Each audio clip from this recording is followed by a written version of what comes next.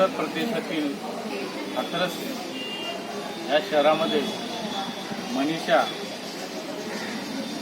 वाल्मिकी या मुलीवरती जो अन्याय अत्याचार झाला, बलात्कार झाला आणि त्या बलात्कार करून तिची निर्गुण हत्या करण्यात आली,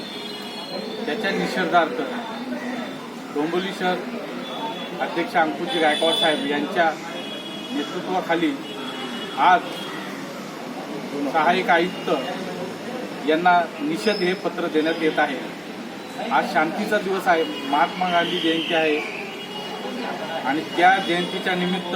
खरोखर देशामध्ये शांती निर्माण व्हावी या हेतूने माननीय अंकुशजी गायकवाड साहेबांनी आदेश दिले कार्यकर्त्यांना, जरी मी बाहेर असलो तरी तुम्ही सदरचा निषेध हा नोंदवा, सहाय्यक आयुक्त साहेबांना भेटा जाऊन। आणि आठवले साहेबांचे देखील आदेश आहेत की मनीषा वाल्मिकी या मुलीला न्याय मिळाला पाहिजे, तिच्यावर ज्यांनी अत्याचार केला त्यांना फाशीची शिक्षा झालीच पाहिजे। या दृष्टिकोनातून आज हा निषेधपत्र देण्यात येत आहे आणि जर त्या दोषींना फाशी जर झाली नाही तर आठवले साहेबांचा जर आदेश आला पुढील वेळेस तर याच्यापेक्षाही